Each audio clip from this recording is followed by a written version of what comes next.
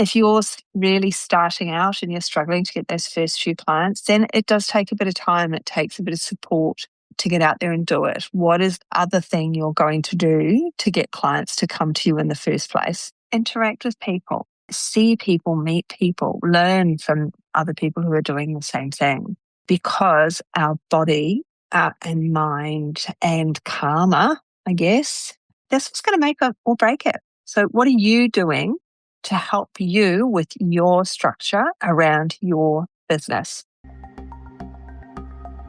Mentoring with Geraldine is a bite-sized practitioner podcast for naturopaths, nutritionists, herbalists, coaches, and practitioners. This podcast responds directly to the needs of you, the practicing natural therapist. We have interviews during the holiday season and business and mindset support each week, so you'll get the variety you need to enjoy and stay motivated in your practice. Don't forget to subscribe to receive the weekly episodes. And if you want to connect with me, always check the show notes, because that's where you'll find the links to book appointments and, of course, to join the Academy, the membership group, where there's constant connection and community with like-minded practitioners. Now, let's get started.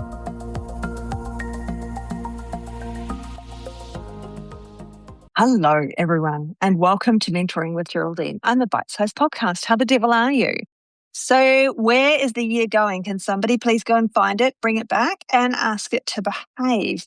I seem to have lost my year, lost in a tangle of so many things that have to be done, things that have to be organized, and I have to get on with my podcasting. Do you feel the same way? Do you feel these things that are just out of your grasp and you feel a little bit like you're on a treadmill?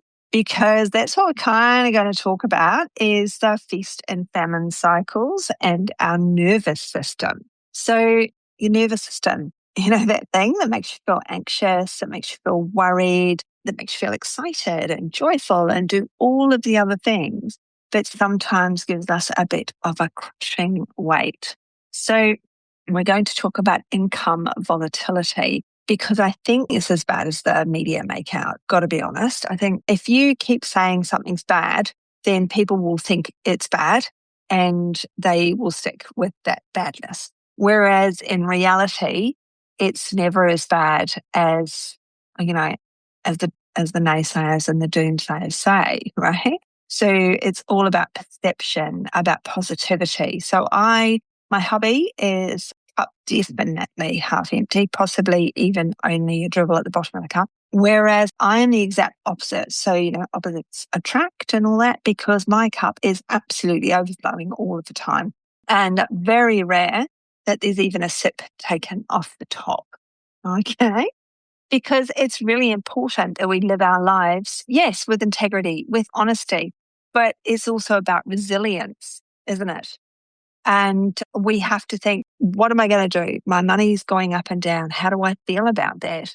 What can I do so that I feel confident, I feel secure? So we've talked about having another job. There's no problem with having another job. It's actually a really good thing to have, especially if there's a lot of people in that workplace, because then there's another place to attract clients from. A little bit difficult when you're a nurse. You can't tell anyone, hey, come and see me as a naturopath. A little bit hard. But if you're working in, a shoe shop, and someone comes in and they've got plantar fasciitis, then you can say, hey, often this has to do with blood sugars and stress and hormones. So why don't you come and see me and we can see if we can work this out. Here's my card, look me up online, right? Bit different. Or if we're sitting in an office with a lot of people and they start talking about their plantar fasciitis, I don't know why that's come to mind. I've actually got bare feet right now under the desk. Might be all of those things. Here's my card, come and see me. So it's actually another place to gain clients, but it's also another place to not have all that stress because someone else is just paying you. And then at the end of the day, you get to go home. You get to finish that job and go home. Nothing better than just walking out and finishing.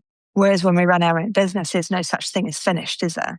We can't just walk out at the end of the day. I'm in my office, and so I walk across the hall and I'm still in my house. So I can really close the door. I do close the door psychologically on my work. I've trained myself to do so.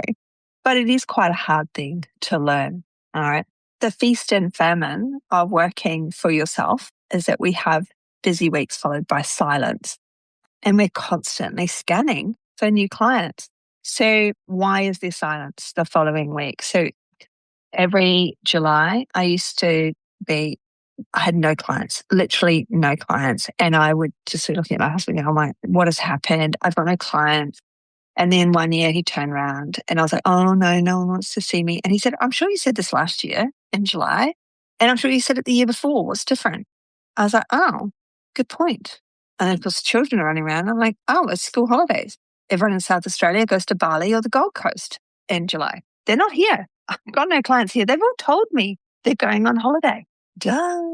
So we're constantly scanning for those new clients. But this pattern of busy week silence is actually really common in practitioners. You look in any of the Facebook groups and people are saying, is anyone else quiet right now? I've been really busy up until now. Suddenly it's really quiet. What's going on? And it's different everywhere because school holidays are different everywhere. So that's one of my reasons. And then, you saw kids, pediatrics. That actually didn't affect anything. It was nothing to do with whether I saw children. And because I see families and I see women and they have children, whether you see children or not. And so they're on holiday. They're away. They take their children with them. The ones with small babies who aren't going on holiday in July because their husband's colleagues or their partner's colleagues or their colleagues or whomever's colleagues, they've got the school holiday slot because they've got children of school age, whereas you've still got the baby. So you're available to come to that appointment in July. You're not on holiday. You're on holiday in August. Another slow month. Where are they all? They've gone on holiday because their colleagues with children went on holiday in July. Okay. But it does impact a number of things for us, doesn't it? It impacts our confidence. It impacts our decision-making skills and our self-worth. Self-worth, I think, is going to be quite a common theme in March. I do feel. Don't forget to come on the 16th of March. The link is in the bio, or maybe it's not. Actually, no, the link isn't in the bio, or maybe the link is in the bio, and then we'll try and remember to take it out after the 16th of March, when it would be pointless if you happen to be listening on the 15th of March, 2027, and it happened on the 16th of March, 2026. Anyway, don't do that if it's 2027 or 2028 and you're listening, because this is all happening in 2026. Sorry. So this does affect our self-worth. This does affect how we feel about ourselves as practitioners, about what's going on for us.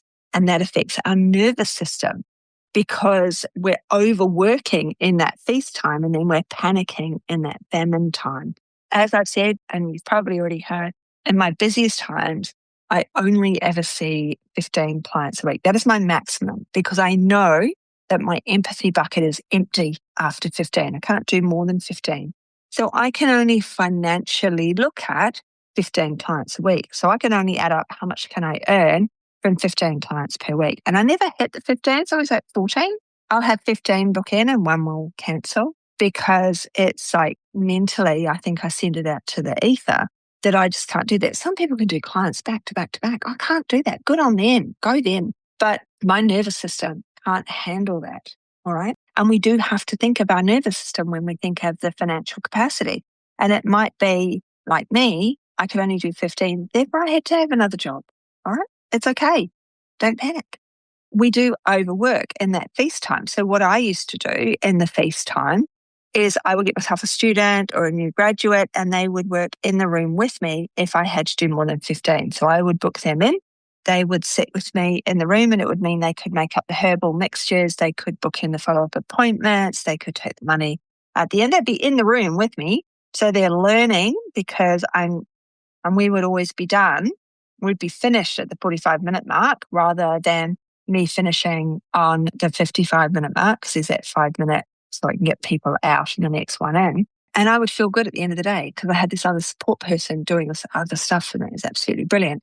And if you're working in a clinic and you have reception, then you probably can't do more than 15 a week. But when you're the solo practitioner by yourself, doing everything yourself, mixing your herbs, you don't even have to do that now. You can. There's lots of companies, Natural Script and Araya, and they'll mix them for you.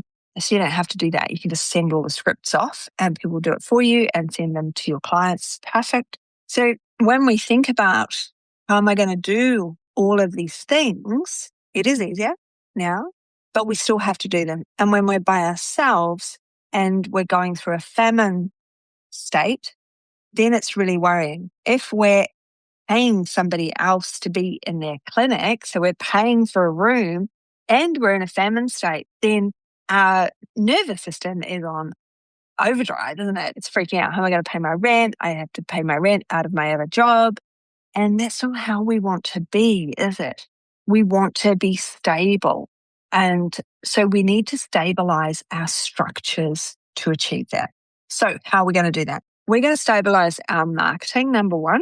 So if you're doing it yourself, I have a VA who will help you. Angeline's amazing. She can just smash out all your social media for you and get it all done. She's brilliant. So if you need her, just get in contact.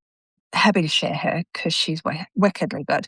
So pays Angeline. Angeline puts out my content. So it's already a month in advance. So if I suddenly go, oh, Angeline, I'm doing a webinar on the 16th of March, she's like, okay, I'll just quickly put out some other stuff as well. Geraldine, thank you very much for letting me know. When, of course, I should have actually told her in January. You know what I mean? So there are some ups and downs, but in saying that, that's part of marketing stability, isn't it? It's about going, I'm going to do a webinar on the 16th of March. I've already got my dates in my diary. You give those dates to yourself by putting them in your diary, or you give them to Angeline or whoever does your social media. If you're doing your social media, you sit down, you plan it out. You say, I want to see women's health problems. I really want to push for, I don't know, PCOS this month. How can so you go to AI. I'm a nutritionist or a naturopath. I really want to work with people with PCOS. Help me structure my marketing plan for 1 month. And AI will come up with some ideas. Then you adjust those ideas. You go into Canva, you make your tiles, have a ton of selfies to go with them, and off you go. So if you smash it out in a few hours, then it's all ready to go. It's sitting there and it's just coming out. You don't have to worry about it on a day-to-day basis. It's a good idea to put stuff on your stories all the time, if you can, if you have the energy. But we don't want to be thinking about restriction. So if you can't afford Angeline or anybody else, she's not that expensive, got to be honest.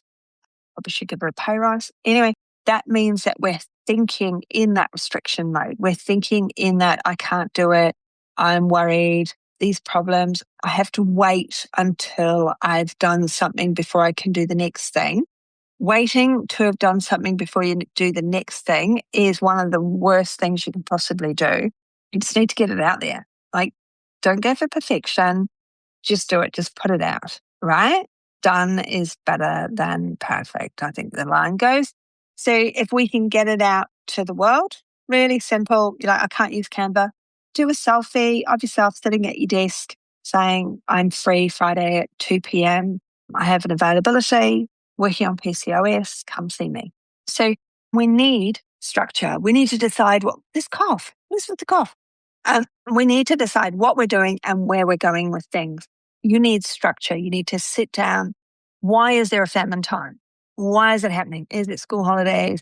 Is it because something's happening in the community? Mardi Gras is on. Well, they're not going to come and see you in Mardi Gras because everybody's out partying.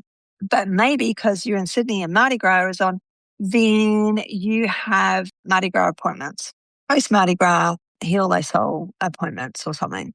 You've got to look at it. You've really got to take a bit of time and look at that calendar, look at the diary from last year and the year before, if you've been working that long, and go, where were the slow points then? Maybe I was going on holiday during those slow points. Maybe I stopped worrying about those slow points and do something else. Okay? Because what is happening, we do have to ask ourselves, how does my body respond to income uncertainty? Others can see how our mind responds, how our brain responds, right? The logical side responds. The logical side, once I'd figured it out, and once I'd figured out school holidays, so the logical side, husband's logical side, said everyone's on, this happens to you every year, go and figure out why. I find out, everybody's on holiday. So that emotional side was then cut off at the roots. There's no emotion. People are on holiday. They're in Bali or they're on the Gold Coast. They're just not here. My clients are literally not here.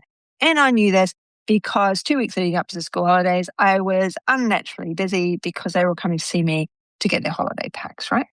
So we take out, once we figure out the brain side, the emotional side, but then we have the body. Okay, are we tensed up? What are your shoulders doing? It's not just how is the brain transmitting into the body all of these issues. What are we feeling about this income uncertainty and what can we do about it? How can we restructure? How can we structure? Not just restructure, but how can we structure in the first place so that we have continuity, so that we have confidence, and so that we have calm? Book in, talk to me. I can help you with this. Let's do that. In the link is my link to book in for a quick chat. It's a free chat. Just book in. Let's have a chat. Probably going to be on a Monday, maybe a Tuesday, because we need you to not be stressed about this time. Okay. We need to use our time wisely. We need to use our business time. So somebody hasn't booked in. It's 2:00 on a Thursday. We normally work at 2:00 on Thursday. We haven't got a client. So we've got a couple of options. We can go to the local ice cream shop and buy an ice cream. We can do the laundry if you work from home, or we could smash out some social media posts, some Google My Business posts. We could tidy up our website and wait until the 3:00 as due comes in.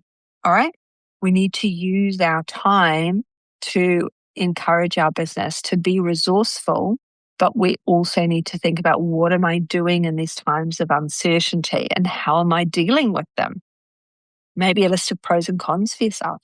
What am I doing? Do I panic when it's a time of famine, which then puts me on this downward spiral, which then just gets worse and worse and worse. And as I slowly slump into this spiral, of course, no one's going to book in with me because I'm not doing anything towards making sure that I have this continuity.